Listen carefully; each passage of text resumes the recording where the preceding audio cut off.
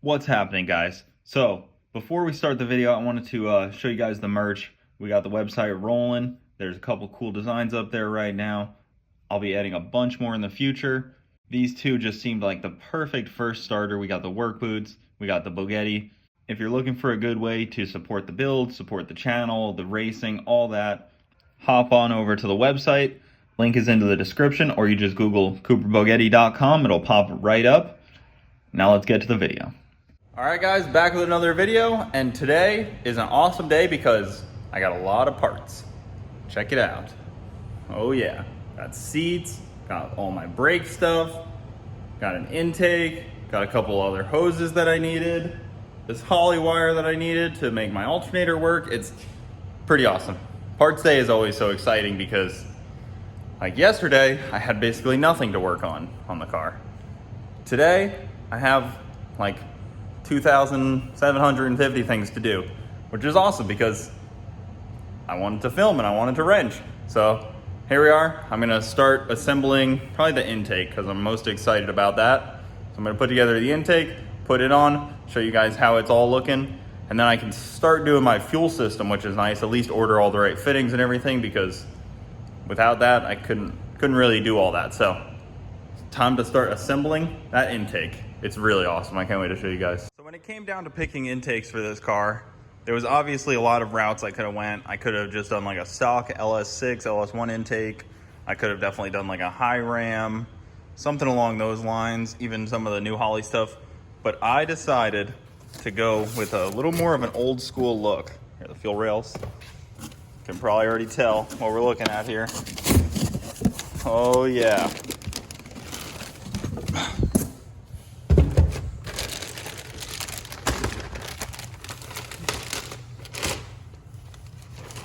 Hopefully it's bolted together so that it doesn't fall apart as I take it out.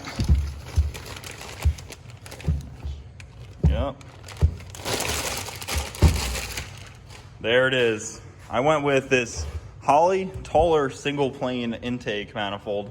That'll really be awesome for high revving stuff, and it'll put the throttle body up high and the air intake up high so I can get fresh, cool air out the hood the whole time.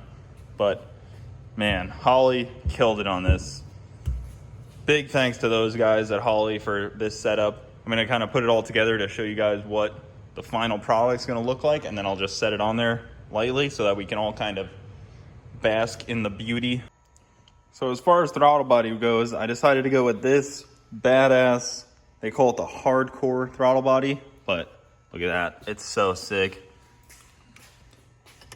Ton of adjustability too, so you can get your tip in just right, but it's also an EFI throttle body, so you do have just an IAC and you have all your normal deal that you would have on a EFI car. It's not a carburetor as much as it looks like one. It is going to have injectors. Let's just step back a little bit and look at how awesome that looks.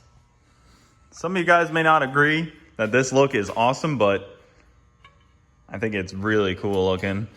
It's going to be able to get that nice fresh air from out of the engine bay, because we'll be able to have a nice clean cut on the hood so that guy's just sticking right out. But man, that's going to be so cool, both in the air intake side and in looks wise. It's going to be cool. As far as injectors go, I'm going to run this set of FIC 850s that I've ran on a few cars. When I put them away, they were soaking in WD-40 to try to keep them lubed up, but before I run them or put them in the car, I'm just going to run them through my little injector tester here, see how they work. So here is a normal injector.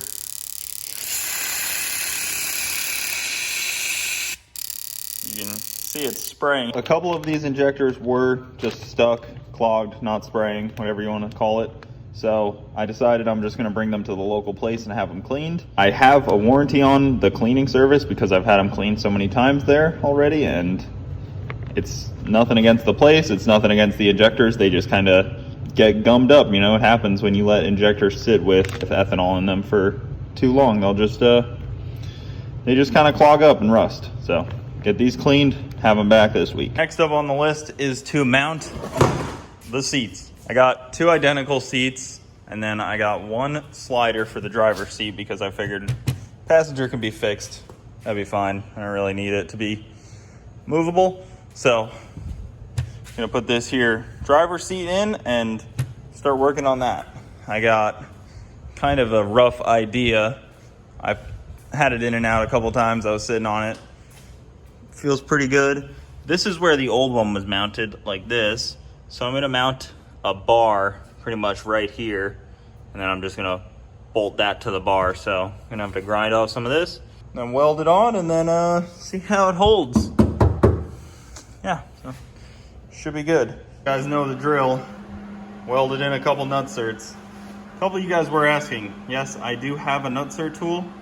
No, I don't like using it because if you use an impact, they will spin half the time. And if you ever had a nutsert spin, you'll be sitting there thinking, wow, I should have just welded this in. So there you go. I'm gonna mount up the seat with these and see how it fits before I do anything too finalized. Well, it's another day. Getting an early start on this here seat install. I got a fifth a gallon of unsweet iced tea from the local Publix. I am ready to install a seat at their seat. The two bars are welded in. They only had a couple spots to weld in, but that's why I put these two bars, because I needed solid spots to mount the seat sliders to. Then once the seat sliders are in, the seat's good to go. Just put the harnesses on and we're gonna be riding. It'll be nice to have a slider, of course, so that anybody can really drive this car, because honestly, I'd like to see a lot of other people drive this car. Me driving it is only so fun, but watching other people take rips is gonna be really exciting. We got to test fit Bronte in this. I kind of already know that I'm gonna fit, but it's Bronte's turn. All right, hop in there, climb up in there. It's not gonna be this tall once it's all said and done. Doesn't have the steering wheel. Try the gas, don't touch the brakes. Okay.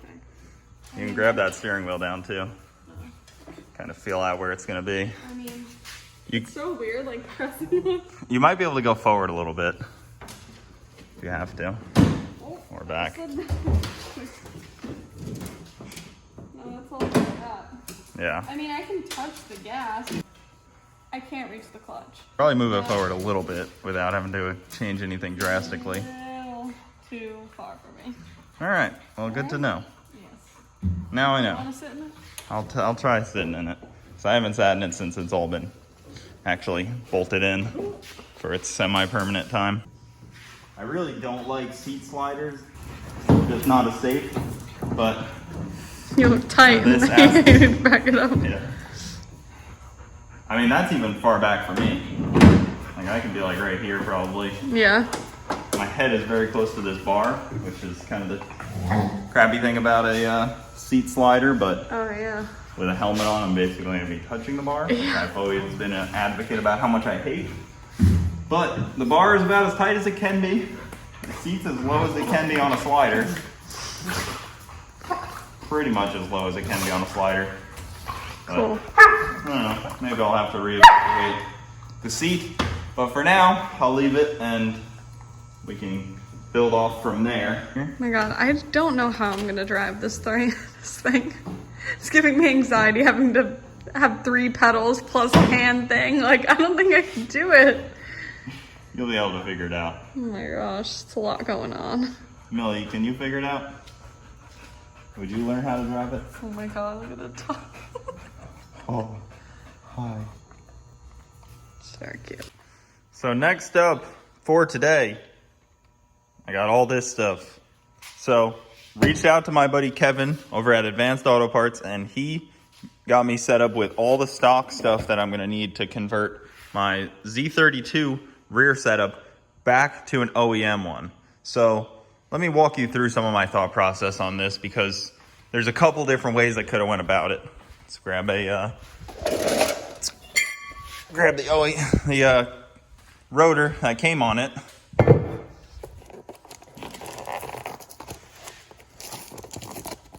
And the rotor that is going on it is right here.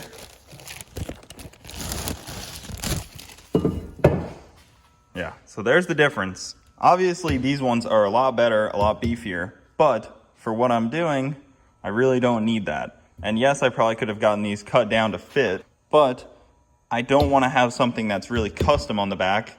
I'd rather have a parts store rotor that you could just go get off the shelf if you need one. Say I, crack one or something, or need a new one in the back for some reason. I can't just go get one, it has to be custom, cut down, whatever. This I can just go get. Yeah, so that's gonna make it really simple. Everything's just gonna work like it should. I'm not gonna have to make anything custom or crazy, which on a car where you wanna be able to service stuff easily, custom isn't exactly ideal. So the rear brake system now is gonna be back to OEM, but brand new OEM, which is nice because it's just easy to put new stuff on, a couple $100 and I'm done, and then everything will work like factory. So start putting together this rear braking system. Be going sideways soon. Just got a fresh delivery here, brand new T56 Magnum F from RPM Transmissions, and I have to drag it all the way down to the shop because I don't have a good way to get parts down there yet. The dogs are living it up. I'm out here out of breath, dragging it through the driveway. And hopefully I don't drag it through any dog poop, or even worse, turtle poop. Wherever Henry is, he could probably pull this thing down. All right, Millie, start pulling. You gotta pull your weight around here. 147 pounds it says, so start pulling. Well, I'm a little out of breath from just dragging it through the grass here. I can't imagine once installation time comes, I'm gonna really be dying. So made it down here. Just have to push it in the shop now. There she is. Freaking killer.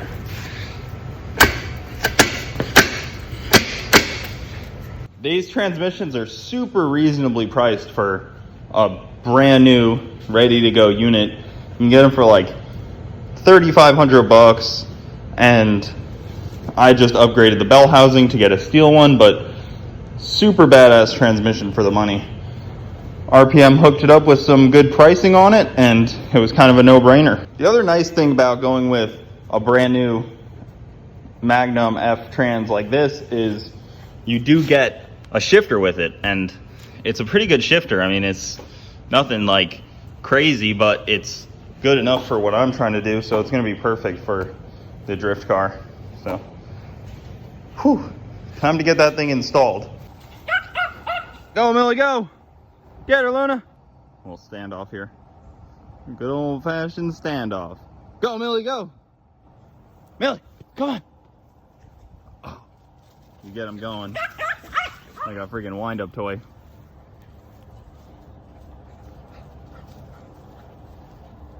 Her hair on her back starts to stand up when she's all trying to be in intimidation mode. You're not tough. You're not tough, Millie.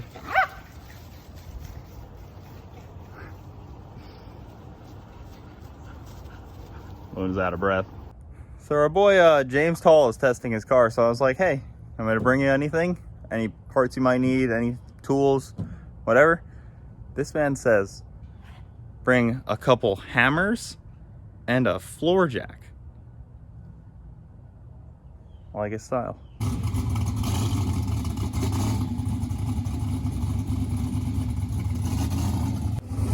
Well, James got a couple test passes in before FL2K. That was a pretty fun night. He got a couple good licks in, so really excited to see this car continue to go faster. All right, guys, that'll do it for today's video. There was a lot of stuff in there. We covered a lot. We got a lot of stuff started on, a lot of stuff finished, and we're really on the right track to get this car completely done in the next month or so, because I'd like to have it out and ripping. Thanks for watching, guys. Don't forget to subscribe. See you next time.